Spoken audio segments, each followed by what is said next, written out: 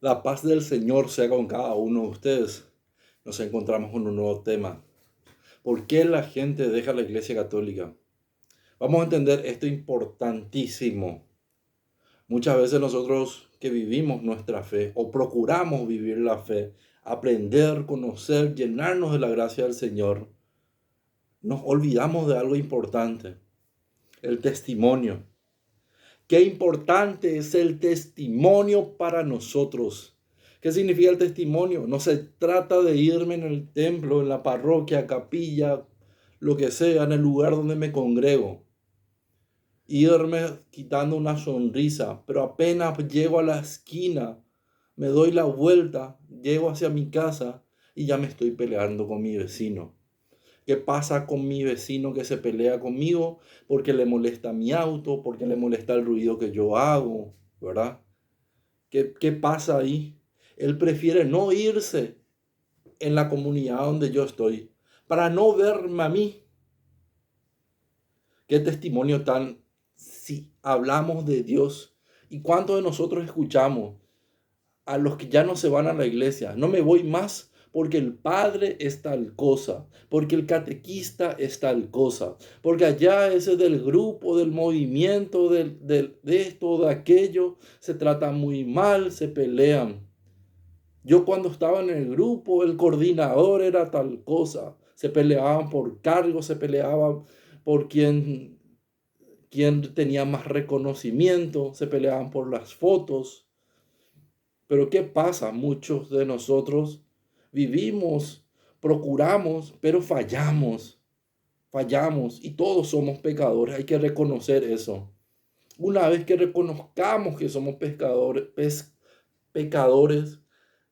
buscamos el arrepentimiento, pero el arrepentimiento debe ir ligado al cambio de testimonio.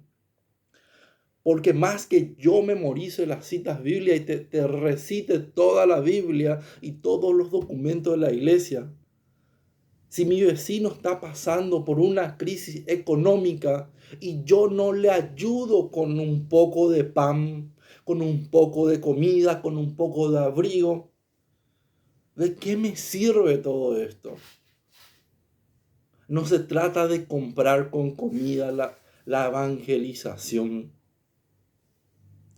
Se trata de él, es un medio para alcanzar la palabra de Dios, porque la palabra de Dios no es como un libro cualquiera que se lee como uno de filosofía, uno de psicología, uno de arte, uno de ingeniería, y te vas y aplicas y volvés a tu casa, sino que se aplica en cada momento. Yo con mi mujer, yo con mis hijos, ¿cuál es el testimonio que estoy viviendo? Si yo tengo una empresa y le trato mal a mis empleados y no le pago un sueldo justo, inclusive le llego a quitar de su sueldo, ¿puedo hablar verdaderamente con coherencia la palabra de Dios? No, señores, así no funciona la misericordia de Dios. Perdonen para que sean perdonados. No es ojo por ojo. Si yo guardo rencor con mi primo, con mi tío, con mis padres, ¿cómo puedo hablar del amor de Dios y la misericordia y del perdón? Si yo guardo en mi corazón ira hacia mi hermano, ¿de qué me sirve irme a confesar que hablé mal, que insulté, que pequé, que falté el domingo?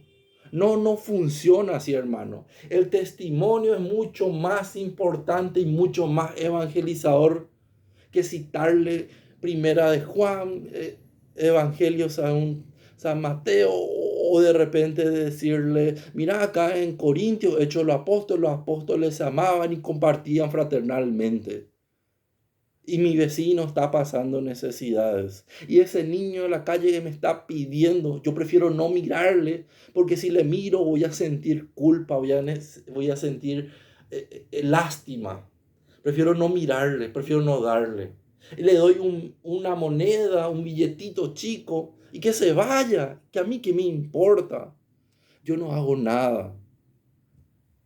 Como ese niño, ese vecino que se pelea conmigo, como ese hijo que es maltratado, o esa esposa, o ese marido, O mi empleado me ve con rosarios, con imágenes en el trabajo, pero no le estoy pagando un sueldo digno para que él pueda vivir bien. No le estoy pagando ni siquiera lo mínimo posible, lo mínimo que establece la ley. Yo que estoy robando, yo que no estoy cumpliendo con mis deberes ciudadanos, yo que tiro la basura en la calle, ¿de qué me sirve memorizar si soy un patán, si yo soy una mala persona? Por eso mucha gente prefiere ser buena persona fuera de la iglesia. Y así tampoco no funciona. Todas las cosas deben ir en coherencia, en armonía. Debemos encontrar un punto donde sea posible en nuestras vidas y no equivocaremos y pecaremos una y otra vez. Cometeremos pecados diferentes. Pero el cambiar, el buscar testimonio, y la gente que se va a la iglesia no se va para alardear de buena gente. La gente que se va como enfermo, se va como necesitado. Primero yo necesito sanar todo eso que me ataca, todo eso que me impide estar en gracia de Dios. Por eso mucha gente no entiende que la bendición es importante, que me bendiga, que me bautice, que me confirme, pero mi vida no cambia, mi vida no da testimonio, solamente voy a alejar. Estoy en la tibieza de que soy mundano y soy de la iglesia. Estoy y no estoy. Estoy acá los sábados y domingos, fiel, firme, temprano, y me voy último que todos y cierro la puerta y me voy a mi casa a emborracharme. Qué testimonio, qué palabra de Dios. Por eso la gente no ve, no escucha la palabra de Dios, porque el que dice muchas veces no practica esa palabra de Dios. Y si el que predica, el que dice, el que habla por todos lados de la palabra de Dios, pero en su casa vive un antitestimonio muy grande, no sirve de nada. Comprendamos eso entonces, hermanos, que la palabra de Dios, María en la Biblia, por ejemplo, casi no habla, casi no dice nada, y sabemos que como mujer ha dado el testimonio más grande entre todos.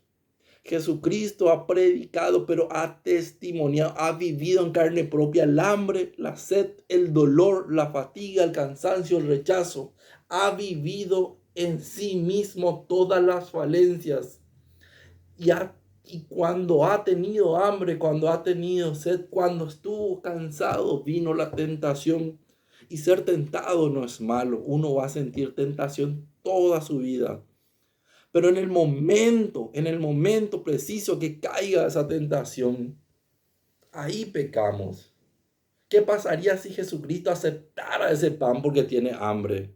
¿Qué pasaría si aquel que predica la palabra se amiga de su vecino que se pelea? Deja la ira, el rencor, el ego a un lado y soluciona el problema con el vecino, con el amigo, con el pariente, con el empleado, y luego le habla de Dios. ¿Qué testimonio más fuerte será ese?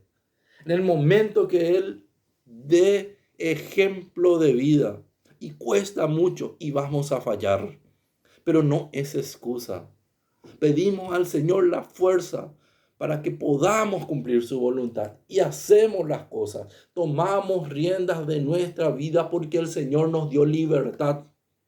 Nos da la palabra perfecta, pura, eterna, y nos da la posibilidad de vivirla. Porque si solamente se tratara de fe, yo ya no tendría que ni nacer. Nazco con fe y con fe me voy a morir y ya me salvo. ¿Para qué la existencia en la tierra? ¿Para qué hablar del amor del prójimo si no hace falta? Entendamos eso, hermanos. La gente no se va por doctrina. No le interesa lo que dice muchas veces el Papa. Inclusive va a tomar todo lo que dice mal el Papa.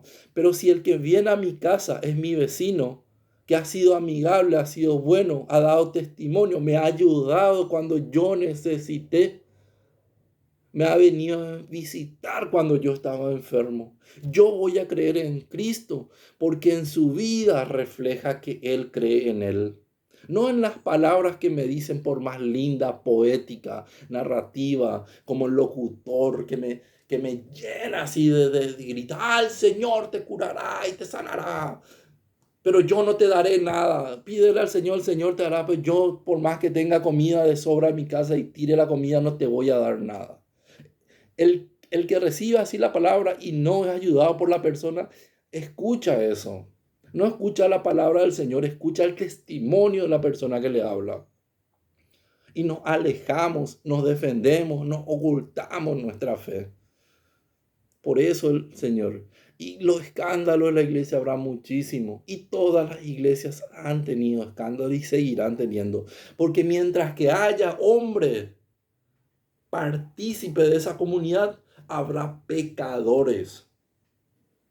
Si hay una persona, esa persona sí o sí será pecadora. Pero ese cambio del pecado a la salvación, a la gracia, al encuentro, a la comunión con Dios, esa es la palabra viva, esa palabra que se transmite, así como los discípulos morían por no rechazar a Cristo. Y no hay que tener miedo de hablar de Dios, porque hay muchísimos narcotraficantes, ladrones, llenos de rosarios, llenos de cadenitas. Señoras, hace 70 años en un movimiento de oración, pero si se le va la pelota del vecino, del hijo del vecino, le revientan la pelota porque no quiere que le molesten en su casa. No te sirve de nada, te voy a decir, y quiero que comprendas. Sin testimonio, si no hubieran esos testimonios de los santos, muy diferente sería la iglesia. Y nos alimentamos de esa sangre de esos mártires, esas personas que dedicaron su vida a Cristo. Pero ya es tiempo de tomar las riendas y ser nosotros partícipes de la evangelización activa de Cristo. A medida que nuestra vida sea coherente a la palabra de Dios, cada vez vendrán más.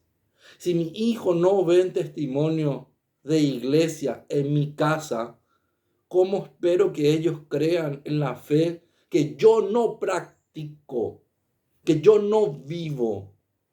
Entiendan, hermanos, no importa que aprendas, si sabes poco la doctrina, si nunca leíste el catecismo, no importa mucho. Primero trabaja en tu testimonio, en tu relación con Dios, tu encuentro con Dios, con la Sagrada Eucaristía, con la oración, pedir al Señor, no que me solucione todos los problemas, primero que me dé la fuerza a mí para cambiarte, acercarme. Porque uno de los signos de conversión es el testimonio. El encuentro con Dios cambia mi vida.